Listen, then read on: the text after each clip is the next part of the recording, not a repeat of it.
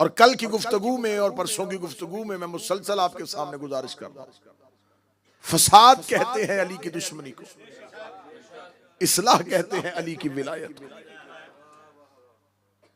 फसाद का अगर आप राग़िब इस्फहानी को उठाएं, अगर आप लुगात को उठाएं, डिक्शनरी को उठाएं, तो फसाद का जो तर्जमा किया गया है वो ये है कि किसी चीज को उसके मरकज से हटाने को फसाद कहते हैं।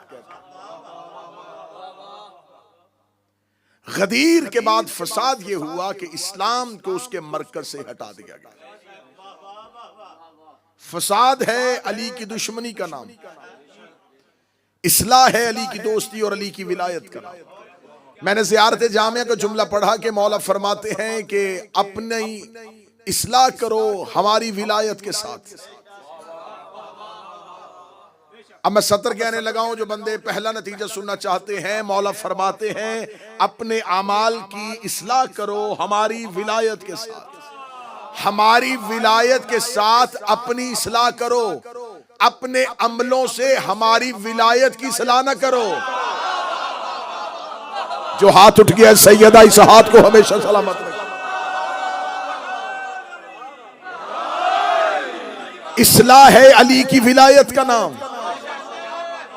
इस्लाह करनी है अली की विलायत से। अली की विलायत की इस्लाह नहीं करनी, विलायत अली से अपनी इस्लाह करनी है। जो बंदे आज के रोशन ख्याल शिया हैं, मैं उनसे कहना चाहता हूं अज़ादारी से अपनी इस्लाह करें।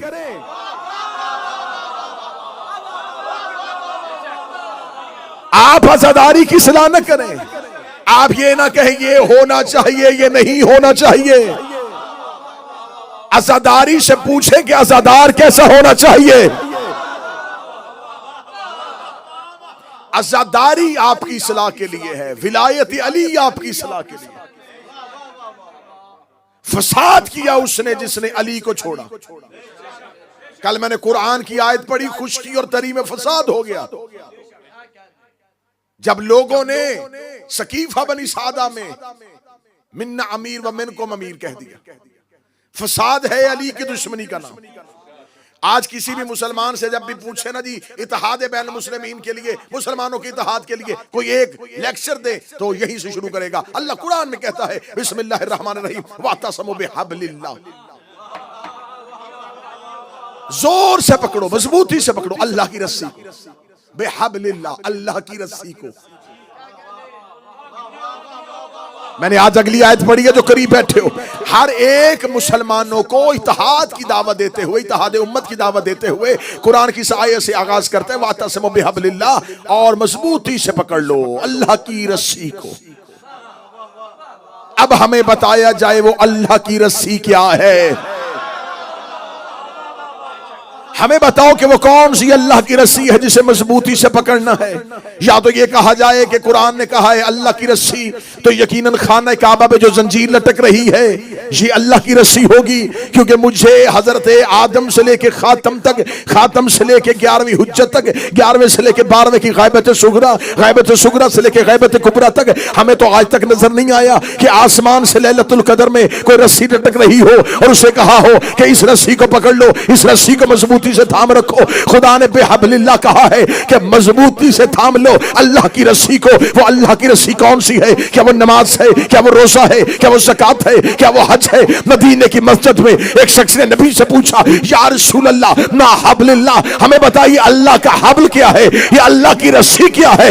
इतना कहना था, या रसूल ने मजमे से अली को उठाया, अली को मिंबर के करीब बुलाया, अली का हाथ पकड़ रसूल ने उठाया, फरमाया हाज़ा अली हब्लिल्लाह, ये अली अल्लाह की रस्सी है, ये अली अल्लाह की रस्सी है। खुदा कुरान में कह रहा है अली वलीउल्लाह पढ़ लो ताकि फिरकों में ना बटो।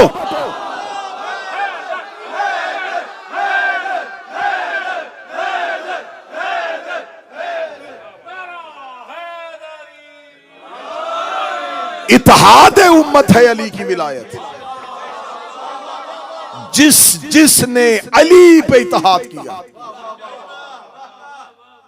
फसाद है अली की दुश्मनी। जिसने जब फसाद किया उम्मत में, अली की दुश्मनी में किया। मैं इस्लाम से पहले की नहीं, इस्लाम के बाद, गदीर के बाद की बात करता हूं। गदीर के बाद जब जब जहां जहां उम्मत में फसाद हुआ, दुश्मनी अली में हुआ, अली की दुश्मनी में फसाद करते करते यहां पहुंच गए कि अली के मुकाबले पे कुरान नेज़ों पे उठाया, उठा कुरान नेज़ों पे। मैं नौजवानों के लिए पढ़ा हूं, सफीन में कुरान नेज़ों पे उठा। अमीर अल मोमिनीन ने अपने लश्कर में से कहा हमला करो। कहले कैसे हमला करें? कुरान से जंग करें, कुरान से जंग करें, सामने कुरान है। अमीर अल मोमिनीन ने फरमाया ये कुरान नहीं, क्योंकि इन्होंने कुरान को मरकज से हटा दिया है।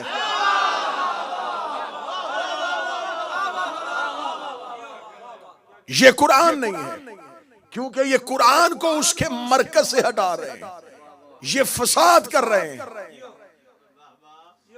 चले एक और वाकया पढ़ो।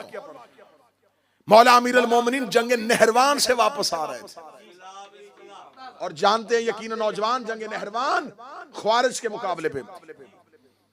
ख्वारिज कौन थे? ख्वारिज जाके नहजुल बलागा उठाइएगा, ख्वारिज की निशानियां पढ़िएगा, ख्वारिज की निशानियां पढ़िएगा, फिर आपको अपने ही मुल्क के मीडिया पे नजर आएंगे कुछ चेहरे।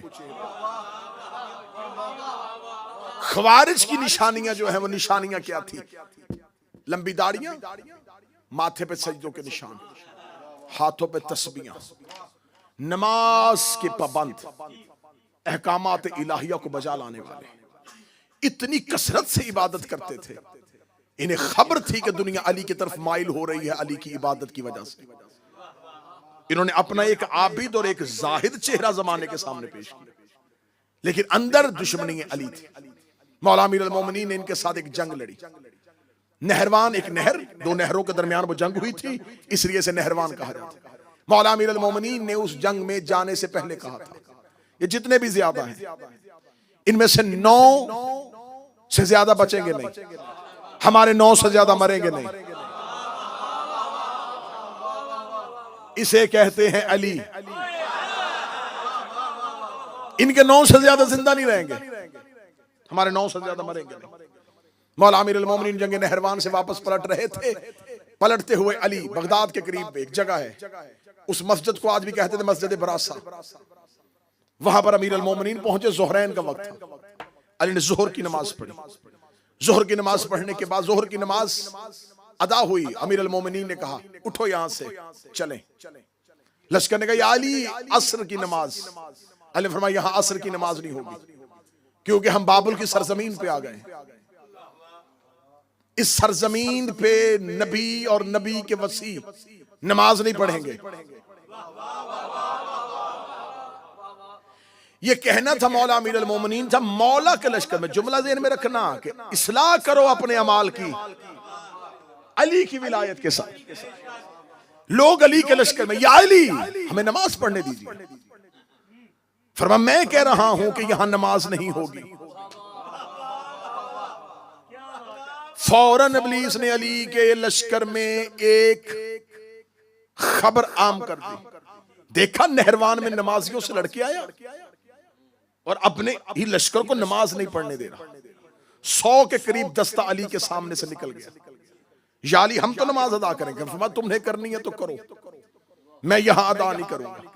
मौला अली के लश्कर में एक शख्स है जवेरिया। वो कहता मेरे जहन में ख्याल आया कि इन 100 के साथ नमाज पढ़ूं या अली के पीछे जाऊं। कहता अगले ही लम्हे में मैंने सोचा पढ़नी अल्लाह की है और ये अल्लाह का वली है। अमा अपनी इस्लाह करो अली की विलायत के साथ। नमाज है अल्लाह की, ये है नुमाइंदा इलाही, इसे छोड़ के कैसे नमाज पढ़ो। जवेरिया कहता है कि मेरा दिल बार बार डगमगाए, कभी जाए अल्लाह की तरफ,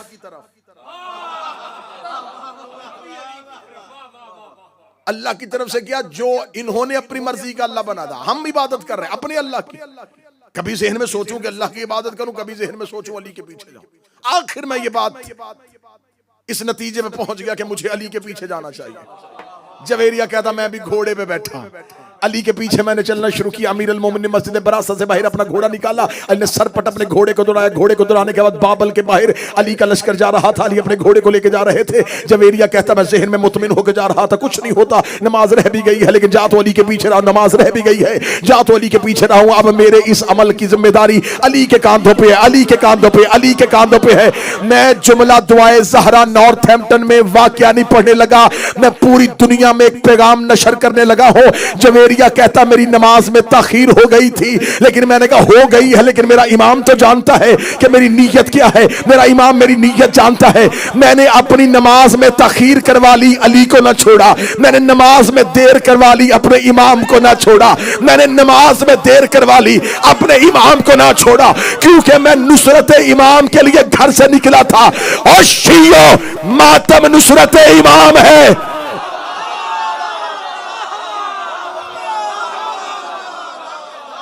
मातम ना ना ना ना ना, जो समझ गए हैं तुम्हारा बोलना मैंने कबूल, लेकिन नतीजा मुझे आखिरी बंदे तक पहुंचाना है। मातम है नुसरत इमाम। अगर कोई कहे कि नुसरत छोड़ो, नमाज में देर हो रही है,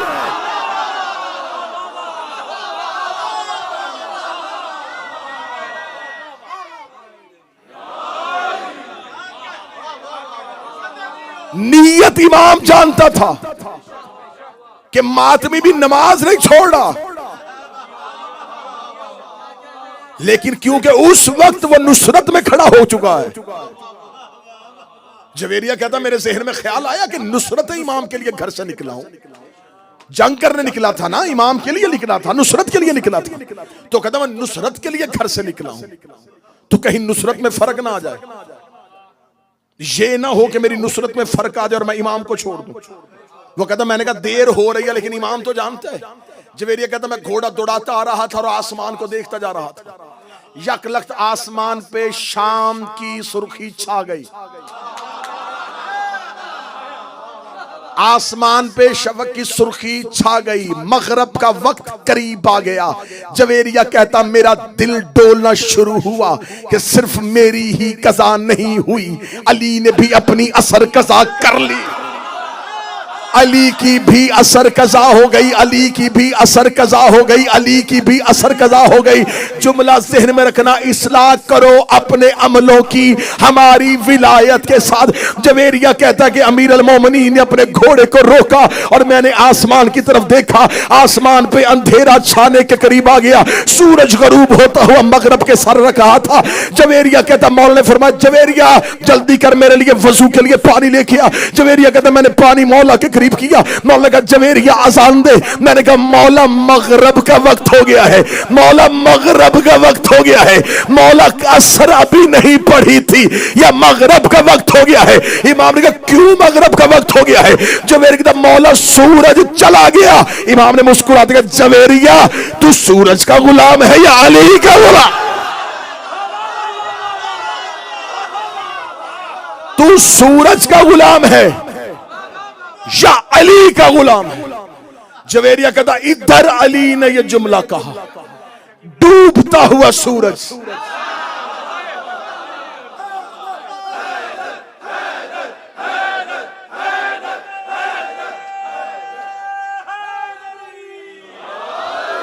डूबता हुआ सूरज, डूबता हुआ सूरज मगरब से मकाम असर पे पहुंचा।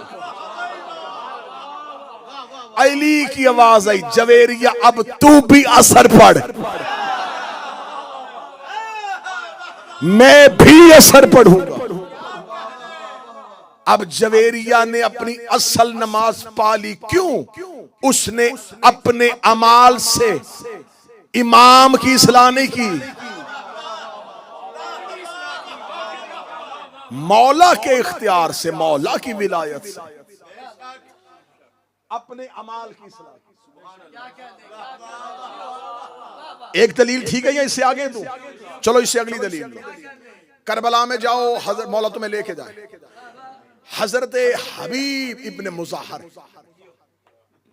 हजरत हबीब इब्ने मुज़ाहर की कब्र पे आज भी मौला इमाम हुसैन की जरी के बिल्कुल सामने दरवाजे पे दाखिल हो, पहले हबीब है। जनाब हबीब जो है हुसैन की जर्री का दरवाजा है। हुर हुसैन के शहर का दरवाजा है। हबीब हुसैन की जर्री का दरवाजा है। दरवाजे पे सोया हुआ ये हुसैन का गुलाम।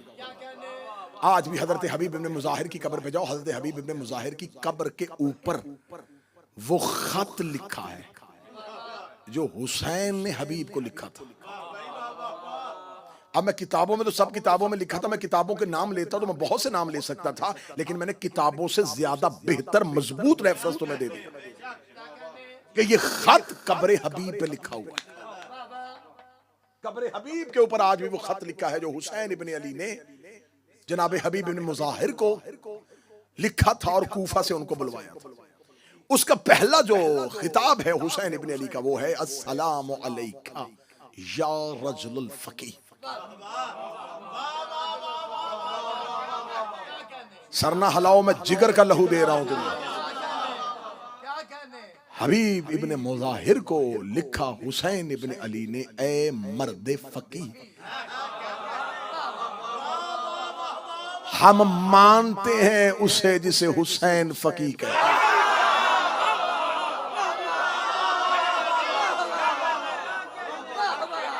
हमसे ज्यादा विलायत फकीह का कौन कायल है? हुसैन इब्ने अली ने कहा, ए रजूल फकीह, तुम पर मेरा सलाम। ए मर्द फकीह, जनाब हबीब बुजुर्ग थे, ज़ईफ थे, हुसैन शेख कह सकते थे। ए मर्द बुजुर्ग, बुजुर्ग ने कहा।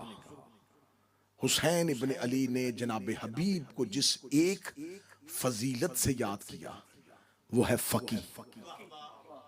रुकना अब यहां पे, बात यहां पे आज नतीजा मेरा ख्याल है कि आज इसी बात में बेशक 2 घंटे गुजर जाए, नतीजा निकालते हैं। फकीह किसे कहते हैं? मैंने फौरन फिक़्ह की किताबें उठाई कि फकीह किसे कहते हैं। फकीह का एक अमूमी तर्जमा मिला कि जो शरीयत के मसाइल को फिक़्ह के मसाइल की सूझबूझ रखता हो उसे फकीह कहते हैं। जो दीन के बारे में सूझबूझ रखता हो, बच्चे अगर जो ब्रिटिश बच्चे हैं अगर सूझबूझ नहीं, कुछ अवेयरनेस हो, दीन के बारे में अवेयरनेस हो, उसको पता हो कि ये क्या है, इसके इस मसले का हल क्या है, उसे फकीह कहते हैं। अब मैंने जब ये तर्जमा पढ़ा कि फकीह उसे कहते हैं जो दीन में सूझबूझ रखता हो, तो मुझे फकीह का तर्जमा तो मिल गया, लेकिन बात हजम नहीं हो रही। क्या वो रहा है जो खुद दीन है?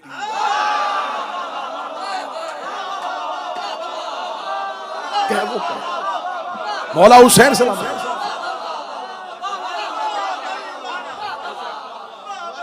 एक मोहम्मद अली मीर भाई एक अनपढ़ किसी को पढ़ा लिखा कहे,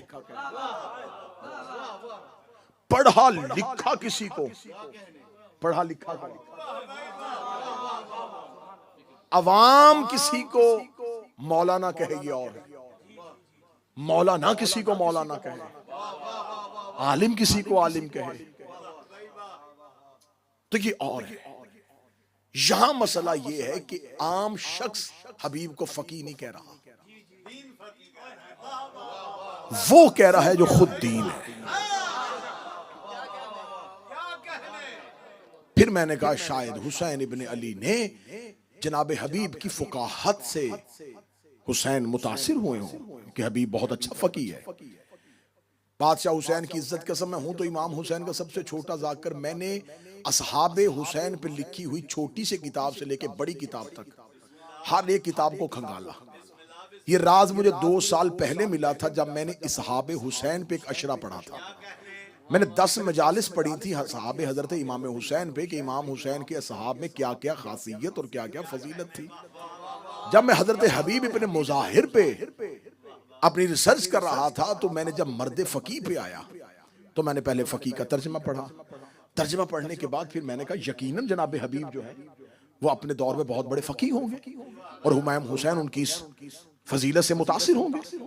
मैंने हबीब की पूरी जिंदगी सवाने हयात पढ़ी, मुझे हबीब की हर सवाने हयात में कहीं भी एक वाक्य नहीं मिला कि हबीब कूफे में बतौर फकीह मशहूर हो।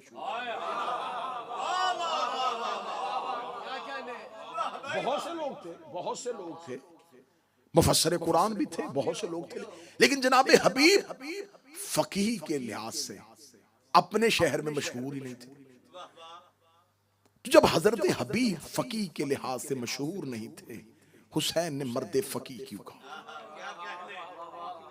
फिर मैंने ढूंढना शुरू किया कि शायद फकीह उस दौर में इसका तर्जमा और हो और इस दौर में और हो।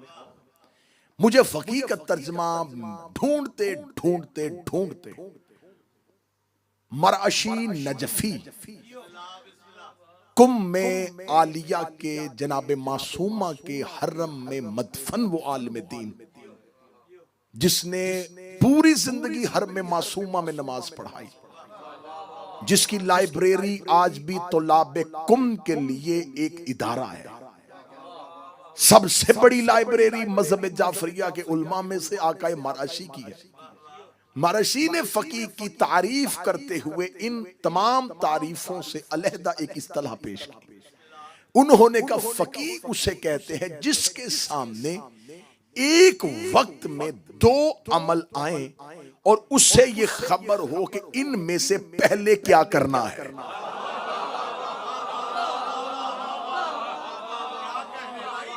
जो इस पोजीशन में हो कि उसके सामने दो चीजें भयक वक्त आ जाए और उसने फैसला करना हो कि इन दोनों में से पहले क्या करेगा। मसलन एक शख्स नमाज पढ़ रहा था या पीछे से किसी शख्स ने कहा कि मैं मर रहा हूं।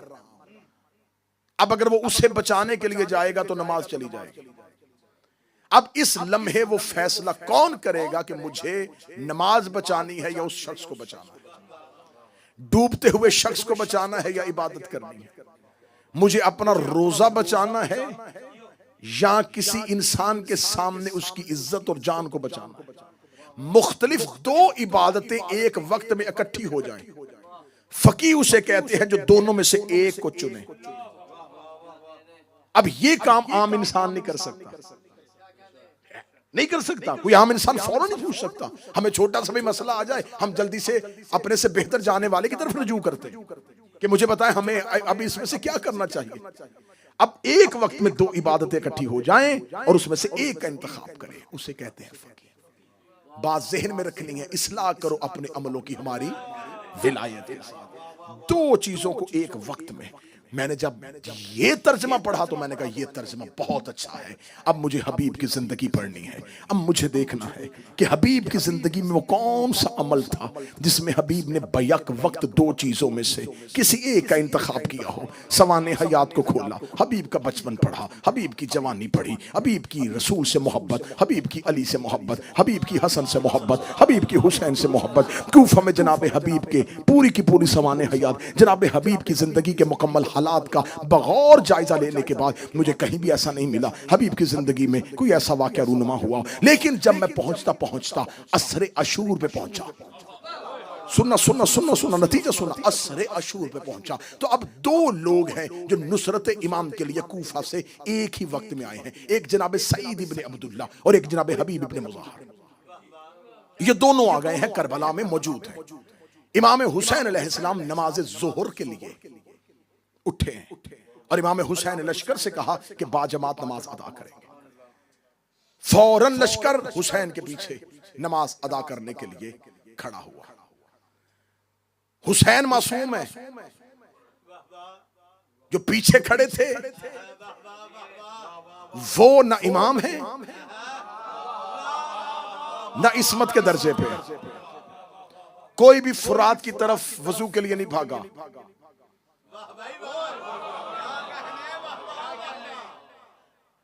और ये जख्मी भी हैं, इनमें से कुछ तीरों के साथ जख्मी हो चुके हैं, बदन पे खून है।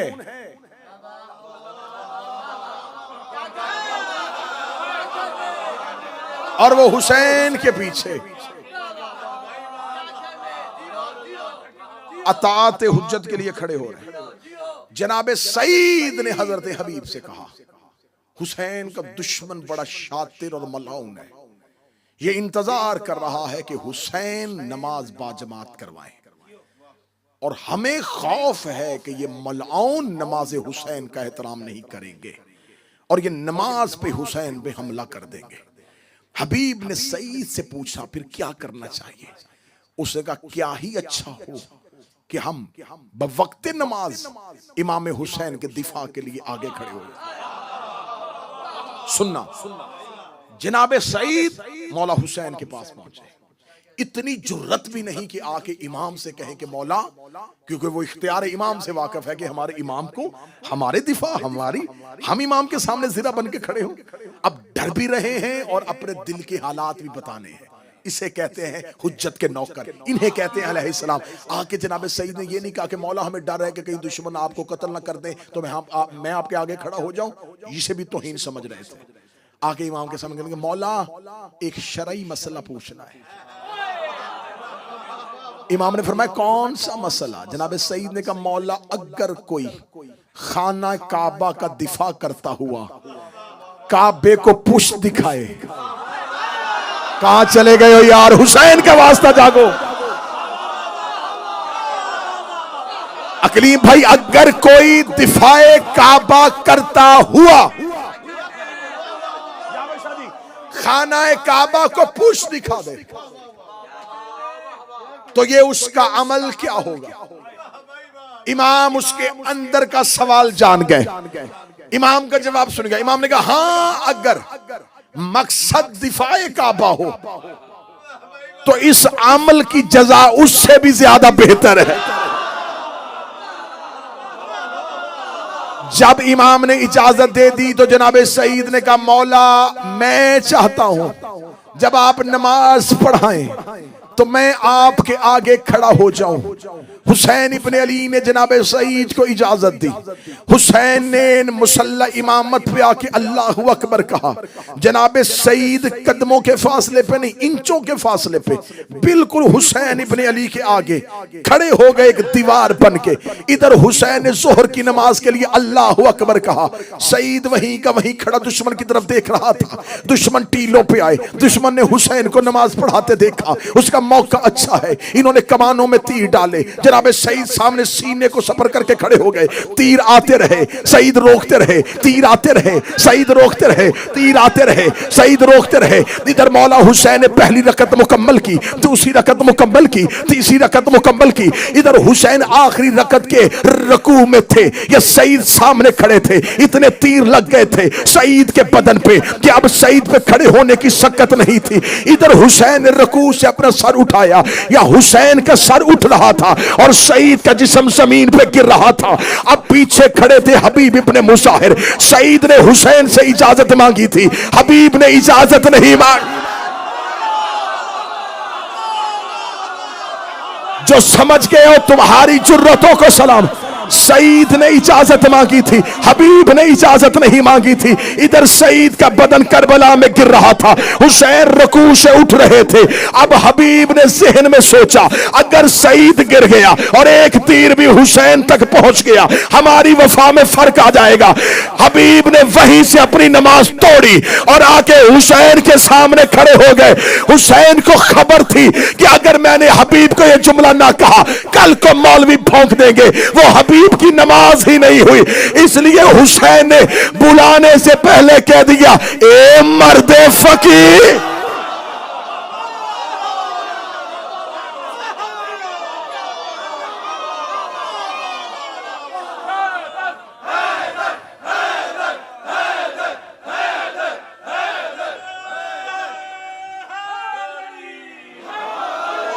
हुसैन जानते थे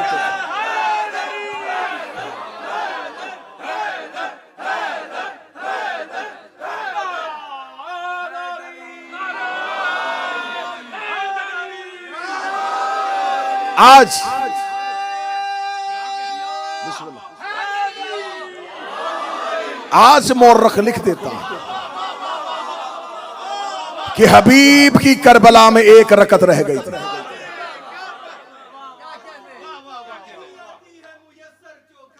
सुभान अल्लाह।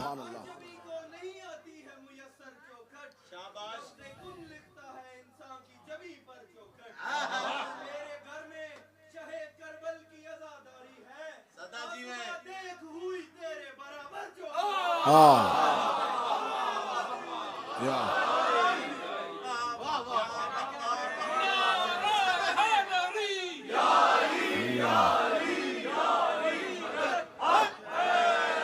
सैयदजादा है, फकीर का बेटा है, उसने शेर पढ़ा है। उसने कहा है कि ऐ आसमां तेरे बराबर चौखट नहीं, आसमान से अफजल चौखट, क्योंकि यहां वाले वहां जाने की तमन्ना नहीं करते, वहां वाले यहां, उधर वाले इधर आते हैं। किताबों में है कि फरिश्ते मलाइका अल्लाह से कहते हैं, जहां जमीन पे मजलिस हुसैन होती है, मलाइका परवरदिगार से कहते, मेरे अल्लाह हमारी सारी इबादत ले ले, हमें एक बार इस महफिल में जाने दे।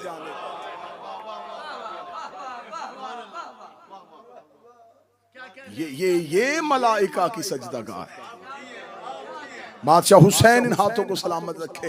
हुसैन इब्ने अली जानते थे, कल कह देगा मुअर्रख कि हबीब की करबला में एक रकत रह गई थी। हुसैन ने बुलाने से पहले फकी कह दिया, क्योंकि हबीब ने अपनी नमाज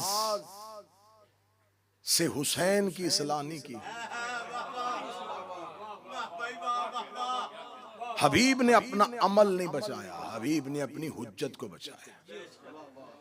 इस्लाह करो अपने अमलों की हमारी विलायत के साथ। विलायत आले मोहम्मद हमारे अमाल की इस्लाह का नाम है, हमारे अमाल में लड़ाई का नाम नहीं। शिया कौम इस्लाह अपनी करे अली की विलायत के साथ। शिया कौम में कोई और मसला इतना एतराज वाला नहीं, इतना किसी मसले पर इख्तलाफ नहीं शिया मजहब में हुआ जितना विलायत अली पे हो रहा है। इसलिए कि फसाद है अली को छोड़ना, इत्तेहाद है अली को मानना। इत्तेहाद करो।